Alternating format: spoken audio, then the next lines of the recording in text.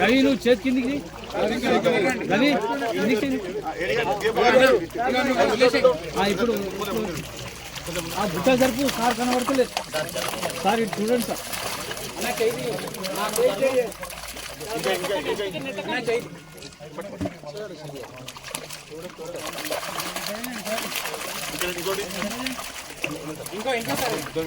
కొంచెం రవి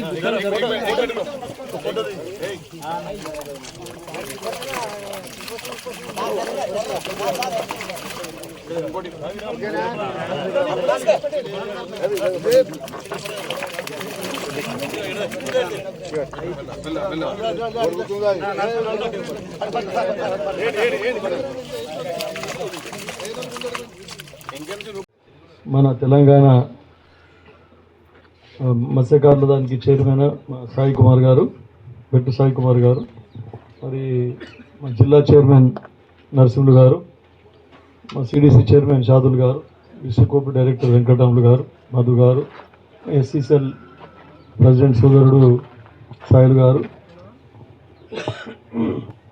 తర్వాత ఏడీ ఫిషరీస్ నరసింహారావు గారు, ఎండిఓ గారు, రమేష్ గారు, వేదికపోయినటువంటి అందరి పెద్దలకి, తర్వాత ముఖ్యంగా గ్రామాలతోటి కాంగ్రెస్ కార్యకర్తలకు, సర్పంచ్లకు, మాజీ సర్పంచ్లకు, మాజీ ఎంపీటీసీలకు, పిఎస్సిఎస్ డైరెక్టర్లకు, పిఎస్సి చైర్మన్లకు, మరి మా మత్స్యకారుల మిత్రులకు, సోదరులకు అందరికీ కూడా నా యొక్క నమస్కారం. చాలా ఇంతసేపు 2 గంటలు వెయిట్ చేయించిన క్షమించాలి. కులగణన ఉన్నది మీ గురించి, బీసీలకు అందరికీ న్యాయం జరగాలి. రాహుల్ గాంధీ గారు చెప్పినట్టు బీసీలకు న్యాయం జరగాలి. బీసీలకు ఇన్ని ఎస్సీ ఎస్టీలకు ఎట్లయితే సప్లాన్ చేసిండ్రో బీసీలకు కూడా బీసీ కార్పొరేషన్ ఏర్పాటు చేసి బీసీ కార్పొరేషన్ ద్వారా అందరికీ లాభమయ్యే విధంగా కృషి చేయాలని చెప్పేసి ఈ బీసీ గణన జనాభా గణనతో పాటు ఈ సమగ్ర కుటుంబ సర్వే కూడా నిర్వహించడం జరుగుతుంది. దాంట్లో భాగంగా ఇక్కడ పోయింది నేను. అయితే ఇప్పటి వరకు అన్నీ చెప్పడం జరిగింది. మీకు చెప్పకముందే నేను సార్ ఏడీ ఫిషరీస్ గారికి అడిగిన, గతంలో ప్రభుత్వం ఇట్లా చేసింది, మరి అన్ని లెక్క కరెక్ట్ ఇవ్వలేదు, ఇవైతే ఎంత అలాట్మెంట్ ఉన్నదో అంత ఇవ్వలేదు, ఇవ్వకుండా ఖాళీ పేపర్లకే పరిమితమైంది. గతంలో కూడా ఆంధ్ర కాంట్రాక్టర్సే మనకు సప్లై చేయడం జరిగింది. పాప మా రవి నేను కొత్తగా గెలిచినాక లోకం ఉందకి ఎలక్షన్లలో ఇది దీని గురించి ప్రాన్స్ రొయ్యల గురించి, రొయ్యలు కావాలి సార్ మనకు రొయ్యల సీడ్ రాలేదని చెప్పేసి రవి చెప్పడం జరిగింది. అయితే కలెక్టర్ దృష్టి కూడా తీసుకొని పోయినా, అప్పుడు కూడా తీసుకొని పోయినా. సార్ ఏడీ గారు గమనించాలి, ఎందుకంటే ఇప్పటి నుంచి నేను మళ్ళీ మీకు అడిగిన, మా ఎప్పుడు వస్తున్నది చేపలు వెనుకబడిపోతున్నా వేరే జిల్లాలో వేస్తూ ఉన్నారు, మన జిల్లాలో ఎప్పుడు వేస్తారని మీకు అడిగిన. మీ తర్వాత మళ్ళీ కమిషనర్ గారికి అడిగిన, కమిషనర్ గారికి అడిగితే కూడా అదే మీరు చెప్పినట్టే చెప్పారు, టెండర్లు లేవు, టెండర్లు ఖరారు కాలేదు మెదక్ జిల్లా కంటే. నేనే చెప్పిన సార్ మొత్తం రాష్ట్రంలో ఎక్కడ టెండర్లు ఖరారైనాయో అక్కడి నుంచి సీడ్ తీసుకొచ్చి మా జిల్లాకు సప్లై చేయాలని చెప్పడం జరిగింది. కమిషనర్ గారికి చెప్తే 3-4 రోజుల లోపలనే మళ్ళీ మనకు మీరు ఈ సీడ్ రావడం జరిగింది. ఎందుకంటే నేను ఇంకా వస్తుంది మనకు డ్యూ కోర్సు అన్నీ తిరుక్కుంటూ వస్తుందేమో అని అనుకున్నా, కానీ ఇంకా వెనుకబడిపోతున్నాము. వాళ్ళేమో టీఆర్ఎస్ వాళ్ళేమో పేపర్లలో స్టేట్మెంట్ ఇస్తున్నారు, ఇంకా రాలేదని చెప్పేసి. కాబట్టి కమిషనర్ గారికి అడిగితే అప్పుడు ఇమీడియట్గా ఒక 1 వీక్ కిందని అనుకుంటా, 1 వీక్ లోపల మనకి ఇది రావడం జరిగింది. తర్వాత ఇంకా వేరే ఇది ఒకటే కాకుండా దామోదర్ గౌరవ మంత్రివర్యులు దామోదర్ రాజనరసింహ గారికి వేరే నియోజకవర్గాల గురించి కూడా ఆలోచించి వేరే నియోజకవర్గాలలో కూడా అందరికీ వాళ్ళకు కూడా సీడ్ ఇచ్చే విధంగా కృషి చేయాలని చెప్పి చెప్పడం జరిగింది. మరి మీకు వెనకటి నుంచి మీరు చేపల చెరువుల గురించి మీకు ఎక్కువ చెప్పే అవసరం లేదు. ఇప్పుడు మా చైర్మన్ గారు చెప్పారు, ఏది దళారులు మొత్తం ఇది చేసుకుంటా ఉండదని. ఇది ఎక్కువ చెప్పకూడదు.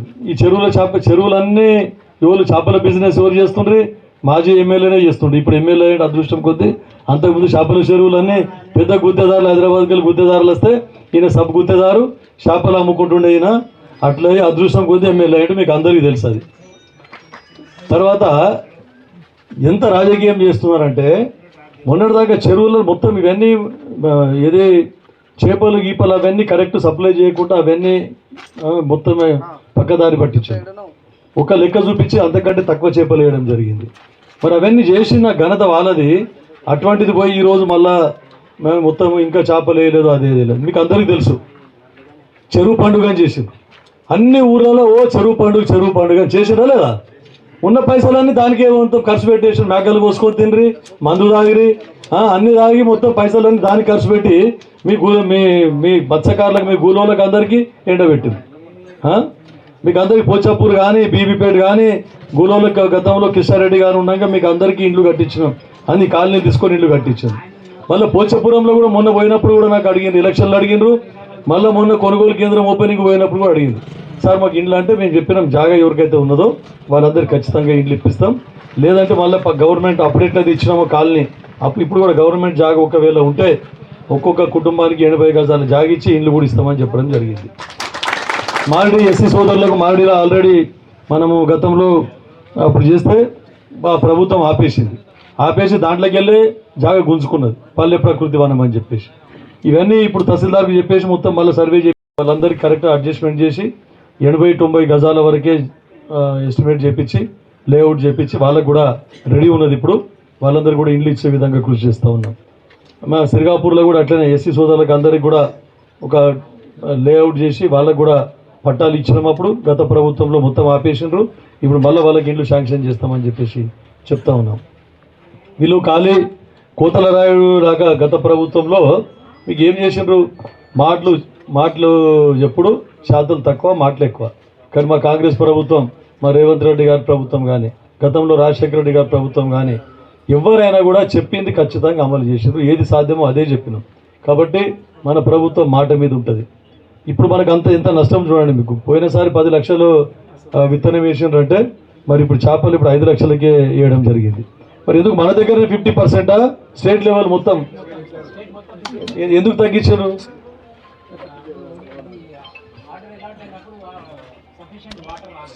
ఓకే,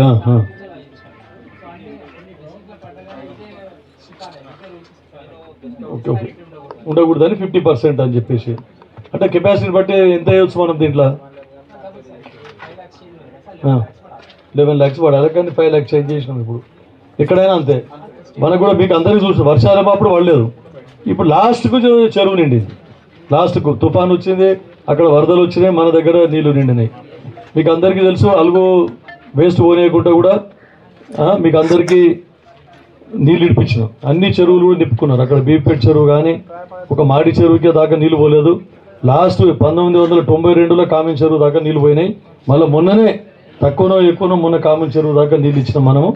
ఎందుకంటే కళ్యాణ్ కామిన్ చెరువు దాకా, లేకుంటే ఎప్పుడు పోలేదు, అంత దూరం ఎప్పుడు నీళ్ళు పోలేదు. మనం కెనాల్స్ అన్ని రిపేర్ చేసినాం. 24 కోట్లు మహానుభావుడు ఇంతకుముందు ఉన్న శాసనసభ్యులు 24 కోట్లు మొత్తం స్వాహా చేయలేదు, కానీ 24 కోట్లలో 4 కోట్ల పని చేపించినట్టు. ఏం పని చేయించారో మీకే రైతులకే తెలవాలి, నాకైతే తెలియదు. మళ్ళా రైతుల గురించి మొసలి కన్నీరు కారుస్తారు. మనం నీళ్ళు ఇచ్చినామా లేదా మొత్తం అన్ని లాస్ట్ చివరి ఆయకట్టు దాకా. మొన్న అప్పుడు కూడా తైబాన్ చేసి, మొన్న కూడా అంతకుముందు గతంలో నేను గెలవంగానే తైబాన్ చేసి దామోదర్ రాజ్ నరసింహ వచ్చిండ్రు. ఆండే స్టేజ్ మీదనే శరత్ గారు కలెక్టర్ ఉండి అక్కడికక్కడనే రైతులతో అందరితో మీటింగ్ వచ్చిన అందరితో మాట్లాడి అక్కడ తైబాన్ చేసినాం. 2000 ఎకరాలకి ఉన్నాయి సార్ నీళ్ళు అని అంటే నేను 2500 ఎకరాల నుంచి 3500 ఎకరాల వరకు అప్పుడు నీళ్ళు ఇడిపించినాం. లెవెల్ తక్కువ ఉన్నది అంటే కూడా నీళ్ళు ఇడిపించినాం. రైతులందరూ పంటలు పండించుకున్నారు. మరి అంతకుముందు 24 కోట్లు వాళ్ళ బ్యాగ్లో పెట్టుకొని మరి 2 సార్లు క్రాప్ హాలిడే ఇచ్చినాం. 2 సార్లు క్రాప్ హాలిడే ఇచ్చి రైతులు నష్టపోయినారు. పంటలు పండించుకోలేదు, పంటలు పెట్టలేదు, అయినా పని చేయలేదు వాళ్ళు. నేను గెలిచిన తర్వాత ఆ 4 కోట్లు ఏమో ఖర్చు అయినా ఏమైనా ఖర్చు కానీ కాంట్రాక్టర్ రాకుంటే కూడా కాంట్రాక్టర్కు మస్కా కొట్టి వాళ్ళని తీసుకొని వచ్చి వాళ్ళకి ఒప్పించి నీకు వేరే విధంగా మళ్ళీ లాభం చేస్తాము, ఇవి కొత్త రేట్ల ప్రకారం మిగిలిన పని కొత్త రేట్ల ప్రకారం పెడతాం, ఇప్పుడు పాత రేట్ల ప్రకారం ఉన్నా సరే మీరు చేయండి అని చెప్పేసి వారికి కూడా మనం చేస్తే పనులు చేసాం. ఎస్సీ గారికి సిఈ గారికి కూడా మీకు కెనాల్ మీదకి తీసుకొని వచ్చి వాళ్ళు కూడా పనులు కరెక్ట్ అవుతున్నాయా నాసిరకం అవుతున్నాయని వాళ్ళు చూసారు. విజిలెన్స్ వాళ్ళకి చెప్పిన విజిలెన్స్ వాళ్ళు చూసిండ్రు. అన్నీ కరెక్ట్ చేస్తేనే ఈరోజు నీళ్ళు అక్కడ కొనా దాకపోయినాయి. కాకపోతే పర్మనెంట్ పని చేసినాం, టెంపరీ చేయలేదు. ఏదో సిమెంట్ నాకిచ్చేసి కెనాల్కు సిమెంట్ మొత్తం పూత పూసేసి ఇక అయిపోయింది పని అయిపోయిందని బిల్లులు రికార్డ్ చేసుకునే పద్ధతి మా చైర్మన్ గారు ఇప్పుడు చెప్పినట్టు మా కాంగ్రెస్ ఇంటా వంట లేదు. మీరు వెనక నుంచి కిషారెడ్డి గారు కానీ శివరావు షెట్కర్ సురేష్ కుమార్ షెట్కర్ కానీ చూసుకుంటూ వస్తుంది. ఎప్పుడు కూడా మేము తూట్ పాలిష్ పని చేయలేదు. పని చేస్తే పక్కడబందీగా చేసినాం. అవినీతి ఉండకూడదని చెప్పినాం. మిగిలిన పని కూడా మేము పెట్టేసినాం. అక్కడ మిగిలింది కూడా నల్లవాగు అక్కడ లెఫ్ట్ కెనాలు, మిగిలిన 4 కిలోమీటర్లు రైట్ కెనాలు. మీ D4లో ముందు మీరు పంటలు అడిగినప్పుడు మీరు నీళ్లు కావాలని చెప్పేసి పని సురువెట్ట పని బంద్ చేపించి అక్కడికి వెళ్ళి పని చేసుకుంటారమ్మని చెప్పాం. తర్వాత ఇప్పుడు ఏం చెప్తున్నారు, సగం పని చేయలేదంటమా, అన్ని మొదటికెళ్ళి సురు పెట్టలేదు పని. ఇప్పుడు ఎక్కడో మధ్యాహ్నం వాళ్ళకి కావాల్సుకున్న దగ్గర పని చేసిండ్రని చెప్తున్నాడు ఆయన ఎక్స్ఎమ్మెల్యే గారు. మరి మనం ఎందుకు D4కి ఎందుకు ఇవ్వలేదు నీళ్ళు? మీరు అందరూ నీళ్ళు అడుగుతేనే కదా.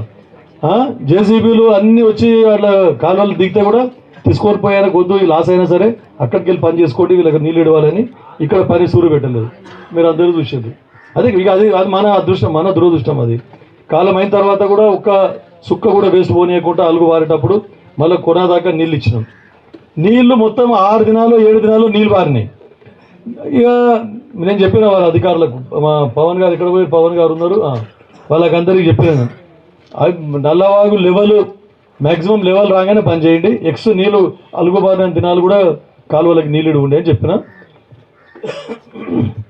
అయితే మన కాలువలో నీళ్లు బారిన రోజులు రాలేదు. ఆయన నీళ్లు కట్టుబందు మొత్తం షట్టర్ పని చేయగానే తూము పని చేయగానే తెల్లారి వచ్చి ఫోటోలు దిగి రైతులకు అన్యాయం జరుగుతున్నది, ఇక రైతుల పంటలు ఎండిపోతున్నాయి, నీళ్ళు ఇడుస్తలేడని.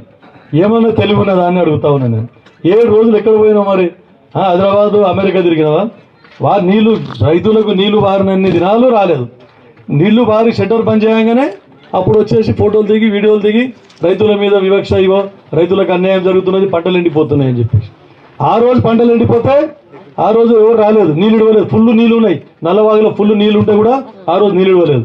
నేను మా పాపం గంగారాం గారు మాజీ ఎమ్మెల్యే పిట్లం, మేమిద్దరం కలిసి పత్యపురం కాడికి వెళ్ళి నడుచుకుంటూ వచ్చినాం. ఇందాక సురేష్ షెట్కర్ గారు కూడా వచ్చి అందరు చెప్పేసి అందరు ఇక్కడ ధర్నా చేస్తే పాపం పోలీసు వాళ్ళు చెప్పిండ్రు, టీఆర్ఎస్ నాయకులు చెప్పలేదు. పోలీసు వాళ్ళే, సార్ నిజంగా రైతుల పంటలు ఎండిపోతున్నాయి సార్, చాలా పంటలు ఆల్రెడీ ఎండిపోయినాయి, నీళ్ళు అవసరమని అప్పటి డిఎస్పీ గారు వాళ్ళందరూ ఇంటెలిజెన్స్ వాళ్ళు ప్రభుత్వం దృష్టి కేసీఆర్ గారికి చెప్తే, పాపం కేసీఆర్ గారు అప్పుడు ముఖ్యమంత్రి, ఆయన చెప్పి ఆయన నీళ్ళు ఇడిపించింది మనకు. మీ పంటలన్నీ అప్పుడు మంచిగా కాపాడా, అప్పుడు మేమే కాంగ్రెస్ వాళ్ళమే కాపాడాం.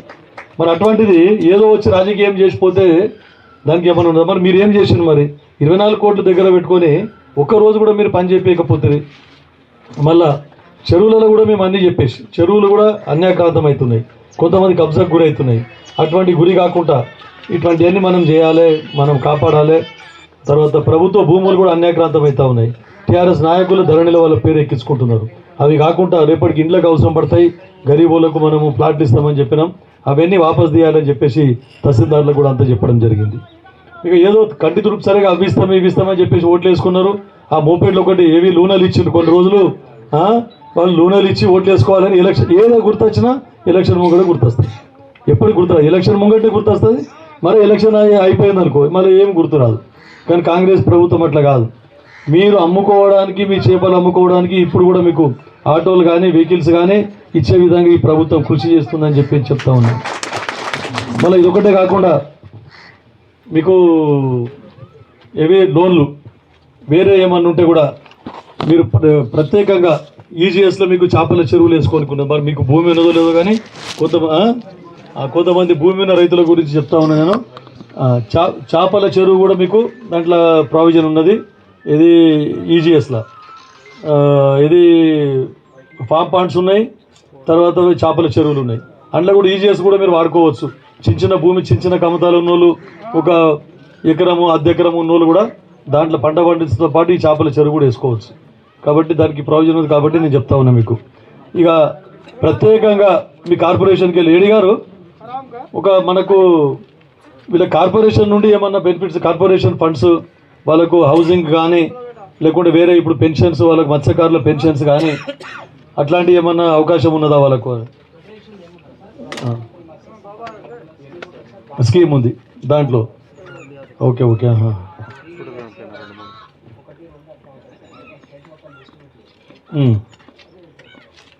అవి అంటే వేరికి ఇండివిజువల్కి ఇస్తారా, సొసైటీలకు ఇస్తారా? ఇండివిజువల్కి ఇస్తారు. Okay, right. సరే, దాన్ని వచ్చినప్పుడు నేను చెప్తాను మీకు. అవకాశం వాడుకుందాం మనం. మీరు అందరూ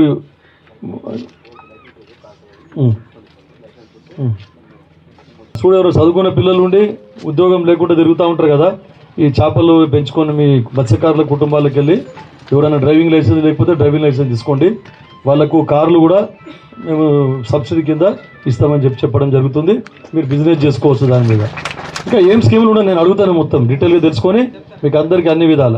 మరి వీళ్ళు మహిళా మెంబర్లు చాలామంది తక్కువ ఉన్నారు. సొసైటీలు మీకు ఫిషర్ ఉమెన్ 14 సొసైటీలు ఉన్నాయి, మెంబర్స్ 368 మంది ఉన్నారు. మరి మీ ఆడవాళ్ళని అందరూ తీసుకొచ్చి సొసైటీ ఫామ్ చేసి మెంబర్షిప్ పెంచుండి. మెంబర్షిప్ పెంచితే మీకు ఎప్పటికైనా ఉపయోగం అవుతుంది. తర్వాత ఇంకోటి మనకి ఎప్పటికి ఇక్కడ ముదిరాజులకు వీళ్ళు గూలోళ్ళకు మన మత్స్యకారులకు ఎప్పటికీ ఇదే గొడవ నడుస్తూ ఉన్నది పంచాయతీ. ఎందుకంటే ఇప్పుడు మనం రూల్ పెట్టినాం, గత ప్రభుత్వం కూడా పెట్టింది. ఎందుకంటే వీళ్ళకు ముదిరాజులకు కానీ వాళ్ళకు కానీ తెనుగోళ్ళకు మీరు గులోలు లేకుంటేనే మత్స్యకారుల కుటుంబాలు లేకుంటేనే వాళ్ళకి ఇవ్వాలని చెప్పేసి చేయడం జరిగింది. లేదంటే సొసైటీలు కూడా ఏర్పాటు చేసుకొని సొసైటీ కింద ఒకవేళ వీలుంటే అందరు కలిసి కట్టుకు కూడా మీరు చేసుకుంటామంటే మేము ఆ విధంగా కూడా చేయడానికి తయారున్నాం. కానీ మీరు కొట్లాడుకోనకండి. అందరికీ ఒకవేళ వాళ్ళంట్లో గరీబ్ వాళ్ళు ఉంటే వాళ్ళని కూడా మెంబర్గా తీసుకోండి, మీరు కూడా ఉంటారు. దాని ఆయకట్టును బట్టి, చెరువు ఆయకట్టును బట్టి మనము ఎంతమంది మెంబర్స్ అని చెప్పేసి మనం డిసైడ్ చేస్తాం. ఇంకా నల్లవాగు ఇంకేమైనా ఛాన్స్ ఉంటే కూడా మేము చూస్తాం. ఇప్పుడు ఆ యువకుడు ఒక ఆయన ఇప్పుడే చెప్పడం జరిగింది. నువ్వేనా? ఏం పేరు? FCS సుల్తానాబాద్లో. ఎందుకంటే ఇప్పుడు మండలి సిరిగాపూర్ మండలికి వచ్చినాయి. ఫస్ట్ ఇది కళ్యాణ్ మండలి ఉండే, ఇప్పుడు ఇదంతా మండలం సిరిగాపూర్కి వచ్చింది. కొన్ని గ్రామాలు కంకి మండలికి వెళ్ళి కూడా సిరిగాపూర్కు రావడం జరిగింది. ఏం అవకాశం ఉన్నా కూడా మీకు దీంట్లో భాగస్వామ్యం కల్పించే విధంగా కృషి చేస్తాం. కానీ ఉన్న పిల్లలే తక్కువైపోయినాయి. ఇప్పుడు సీటు తక్కువ వేసిండ్రు, 11 లక్షలు వేసిండ్రు, 5.5 లక్షలు వేసిండ్రు. మరి దానికి తర్వాత సీటు బట్టి మనం చూద్దాం ఎట్లయితే మీకు కూడా అవకాశం సొసైటీ మీద లేదంటే మీకు అక్కడ చెరువులు ఉంటే చెరువులు ఇప్పిస్తాం. సుక్కల తీర్థ చెరువు ఉన్నది, దామరగీత చెరువు ఉన్నది. నేను చూద్దాం. అదే బాలాజీ అడిగినారు సంఘంలో మాకు కూడా కలుపుకోమని చెప్పుకుంటు సార్ అని అంటే నేను కలుపుతున్నాను. మీకంటే ముందు నేనే చెప్తే వేసేది 5 లక్షలు వేసిండ్రు, మీకే సరిపోవు. నేను అన్న వేరే విధంగా మనం ప్రయత్నం చేద్దామని చెప్పేసి వాళ్ళకు కూడా చెప్తా ఉన్నా. అయితే తర్వాత మా చైర్మన్ గారికి ఇంకోటి చెప్పేది ఏంటంటే ఇక్కడ నల్లవాగుల రొయ్యలు చాలా మంచిగా పెరుగుతాయి, చాలా టాప్ నంబర్ 1 రొయ్యలు. కాబట్టి ఎక్కడి నుంచైనా మీరు రొయ్యల మరి ప్రభుత్వ స్కీమ్ ఉన్నదో లేదో నాకు తెలియదు.